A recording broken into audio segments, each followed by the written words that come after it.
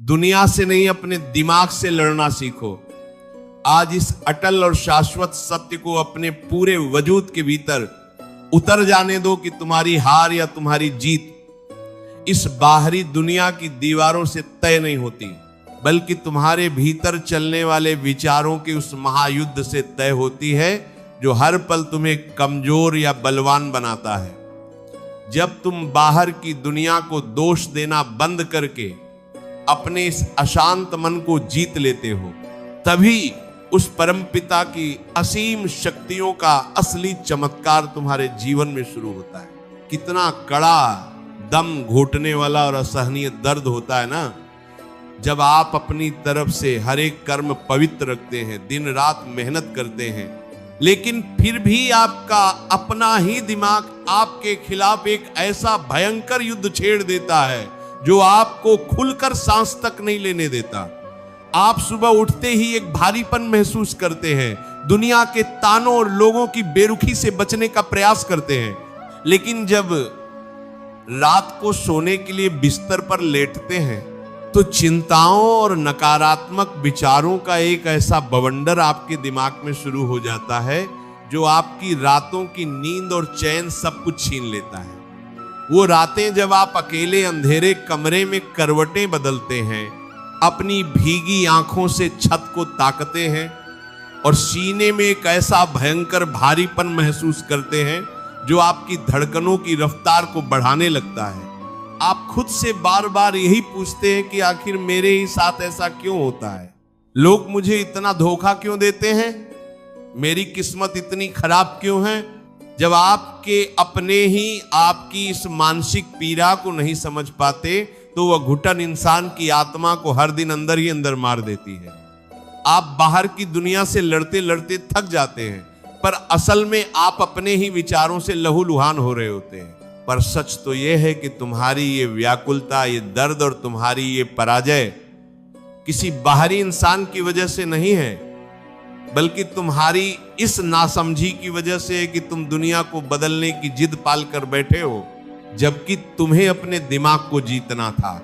भगवान श्री कृष्ण भगवद गीता के 6 अध्याय में स्वयं कहते हैं कि बंधुरात्मात्मनस्तस्य येनात्मैवात्मना जितः अनात्मनस्तु शत्रुत्वे वर्तितात्मैव शत्रुवत्तु, अर्थात जिसने अपने मन और इंद्रियों को जीत लिया है उसका मन ही उसका सबसे बड़ा मित्र है, लेकिन जो ऐसा नहीं कर पाता उसका अपना मन ही उसका सबसे बड़ा शत्रु बनकर उसे हर पल तड़पाता रहता है।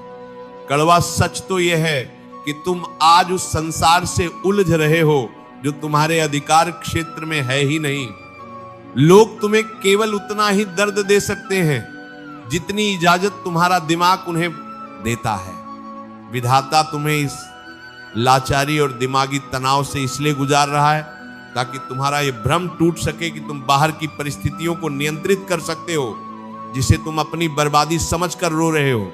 वह असल में विधाता का तुम्हें आत्म विजय की ओर मोड़ने का एक गुप्त और अत्यंत पावन ईश्वरीय संकेत है। इसका समाधान निराशा के समंदर में डूबकर अपनी तकदीर को कोसना या लोगों से प्रतिशोध लेने के लिए चीखना चिल्लाना बिल्कुल नहीं है। इसका अचूक समाधान है दुनिया से ध्यान हटाकर अपने दिमाग से लड़ना सीखना और साक्षी भाव धारण करना। जब तुम अपने दिमाग की बंद मुट्ठी को खोल देते हो और लोगों की कड़वी बातों पर तुरंत प्रतिक्रिया देना बंद कर देते हो तो तुम्हारे भीतर एक अलौकिक शांति का जन्म होता है। समाधान यह है कि तुम परिस्थितियों से लालना बंद करके खुद को शून्य कर लो और अपनी लगाम उस सामने सरकार के हाथों में सौंप दो। अपने दिमाग को समझाओ कि तुम्हारा काम केवल पूरी निष्ठा से कर्म करना है, परिणाम की चिंता करना नहीं। शांत हो जाओ, क्योंकि खामोशी में वह गहराई होती है जो सामने वाले के अहंकार को अपने आप चूर कर देती है। अपनी मानसिक ऊर्जा को फालतू के विचारों में नष्ट करने के बजाय उसे अपने लक्ष्यों को प्राप्त करने में झोंक दो। जब तुम मन के कोलाहल को शांत कर लेते हो तो जीवन की हर बंद राह अपने आप खुलने लगती है। शांत हो जाओ और इन कष्टों के पीछे छिपे विधाता के दिव्य संकेतों को पहचानो।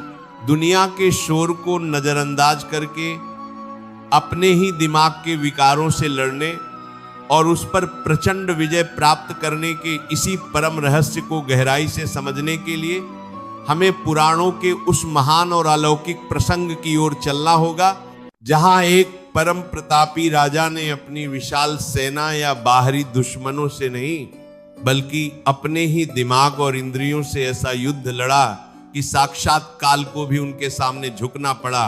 ये अमर गाथा है श्रीमद् भागवत पुराण में वर्णित परम शांत स्वभाव के राजा अम्बरीश की। राजा अम्बरीश एक महान चक्रवर्ती सम्राट थे, जिनके पास अपार धन, वैभव और अजय सेना थी। वे चाहते तो अपनी ताकत के बल पर पूरी दुनिया को डरा सकते थे, लेकिन उन्होंने अपनी सबसे बड़ी लड़ाई अपने ही दिमाग से लड़ी थी।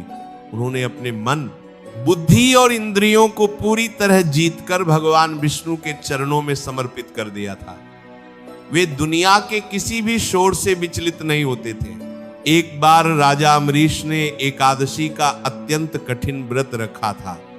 व्रत के पारण यानी समापन के समय साक्षात दुर्वासा जासी, जो अपने प्रचंड क्रोध और श्राप देने के लिए पूरी सृष्टि में विख्यात थे, अपने हजारों शिष्यों के साथ उनके महल पधारे।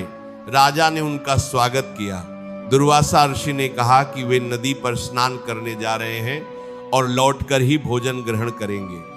पारण का शुभ मुहूर्त समाप्त होने वाला था, लेकिन दुर्वासा ऋषि समय पर लौटकर नहीं आए। यदि मुहूर्त निकल जाता तो राजा का व्रत निष्फल हो जाता और धर्म का लोप होता। उस अत्यंत विकट क्षण में राजा अम्बरीश का दिमाग अशांत हो सकता था। वे डर सकते थे या क्रोधित हो सकते थे, लेकिन उन्होंने अपने मन से लड़ाई जीती थी। विद्वान ब्राह्मणों की सलाह पर राजा ने बिना भोजन किए केवल भगवान का पवित्र चरणामृत पीकर अपना व्रत खोल लिया। जब दुर्वासा ऋषि लौटे और उन्हें इस बात का पता चला तो उनका क्रोध 7वें आसमान पर पहुंच गया। उनका दिमाग अहंकार और गुस्से से अंधा हो चुका था। उन्होंने इसे अपना घोर अपमान समझा और पूरी सभा के सामने राजा को कड़वे शब्दों से अपमानित करना शुरू कर दिया। क्रोध से कांपते हुए दुर्वासा ऋषि ने अपनी एक जटा उखाड़ी और उससे कृत्या नाम की एक अत्यंत भयंकर और विनाशकारी राक्षसी पैदा कर दी। वो राक्षसी जलती हुई आग की तरह राजा अम्बरीश को मार डालने के लिए उनकी तरफ बढ़ी। उस समय राजा अम्बरीश के लिए मौत का सबसे विकट क्षण था। पूरी सभा भय से कांप रही थी और सब चिल्ला रहे थे, लेकिन क्या राजा अम्बरीश का दिमाग विचलित हुआ? क्या वे डरकर चीखे? क्या उन्होंने पलटकर दस्यु को कोई अपशब्द कहा? नहीं, वे साक्षात चट्टान की तरह पूरी तरह शांत खड़े रहे, क्योंकि उन्होंने अपने दिमाग को पूरी तरह जीत लिया था। राजा अम्बरीश इतने शांत थे कि उन्होंने मौन धारण करके हाथ जोड़ लिए। उनकी आंखों में कोई भय नहीं था, उनके चेहरे पर वही दिव्य मुस्कान थी। राजा का ये प्रचंड दिमागी संतुलन और ये भयानक शांति देखकर साक्षात नारायण का सुदर्शन चक्र वहां प्रकट हुआ। सुदर्शन चक्र ने एक पल में उस कृत्य राक्षसी को भस्म कर दिया और क्रोधित दुर्वासा ऋषि की ओर मुड़ गया। अब दुर्वासा ऋषि के मन में ऐसा खौफ पैदा हुआ कि वे अपनी जान बचाने के लिए तीनों लोकों में भागने लगे। वे ब्रह्मा जी के पास गए, शिव जी के पास गए, लेकिन किसी ने उन्हें शरण नहीं दी। अंत में भगवान विष्णु ने कहा कि तुम्हें उसी शांत राजा अम्बरीश के पास जाना होगा, क्योंकि जिसने अपने मन को जीत लिया है उसकी रक्षा स्वयं ब्रह्मांड करता है। जब दुर्वासा छी भागते हुए वापस राजा अम्बरीश के चरणों में गिरे, तब भी राजा वैसे ही शांत खड़े थे। उन्होंने मुस्कुराकर ऋषि को उठाया और सुदर्शन चक्र को शांत किया। दुर्वासा ऋषि तप तप कर पछताने लगे और बोले, आज मैंने देख लिया कि दुनिया से लाने वाले से कहीं ज्यादा शक्तिशाली वो होता है जो अपने दिमाग को वश में रखता है। ये पुराण की कथा हमें सिखाती है कि जब तुम अपने भीतर की जंग जीत लेते हो तो बाहर का कोई भी दुश्मन तुम्हारा बाल भी बांका नहीं कर सकता। रिश्तों की कड़वी सच्चाई भी यही है कि यहां लोग केवल उतनी ही देर तक तुम्हारे साथ खड़े रहते हैं जब तक आपकी परिस्थितियां उनके अनुकूल होती हैं। जब कोई अपना आपका विश्वासघात करता है तो मन में प्रतिशोध या हताशा की आग जलती है, लेकिन उस आग में तुम सामने वाले को नहीं बल्कि अपने ही दिमाग को जलाते हो। अपनी उस आग को अपनी मेहनत का ईंधन बना लो। तुम्हें किसी से बदला लेने की जरूरत नहीं है, क्योंकि समय का थपेड़ा जब पड़ता है तो उसकी गूंज बहुत गहरी होती है। तुम बस अपना हृदय मैला मत करो। सफलता का रास्ता कभी भी भीड़ भाड़ वाले शोर से होकर नहीं गुजरता, वह तो हमेशा अकेलेपन और इन्हीं खामोश रातों की भट्टी से होकर गुजरता है, जहां आप अपने दिमाग को वश में करके कर्म कर रहे होते हैं। मानवीय अनुभव हमें बताते हैं कि जो इंसान अपनी शांति को अपनी पहचान बना लेता है, दुनिया एक दिन उसके कदमों में झुकती है। रोजमर्रा की जिंदगी में भी जब तुम्हें लगे कि कोई बात तुम्हारे नियंत्रण से बाहर जा रही है और दिमाग की उलझन बढ़ रही है, तो रुकिए, गहरी सांस लीजिए और मन ही मन कहिए, राधे राधे, कोई बात नहीं, यह युद्ध मेरा दुनिया से नहीं मेरे दिमाग से है। यह सकारात्मक सोच ही तुम्हें उस मुकाम तक ले जाएगी जहां से फिर कभी तुम्हें पीछे मुड़कर नहीं देखना पड़ेगा। अपनी गरिमा को इतना ऊपर उठा लो कि तुम्हें किसी की बेरुखी या संकटों से फर्क ही ना पड़े। तुम कमजोर नहीं हो, तुम तो उस परम पिता के अंश हो जो पूरे ब्रह्मांड का स्वामी है। विश्वास रखिए उस सामरे सरकार पर। वो देख रहा है कि तुमने कितनी सच्चाई से जीवन जिया और बदले में तुम्हें क्या मिला। वह तुम्हारे हर एक आंसू का हिसाब खुशियों के साथ चुकता करेगा।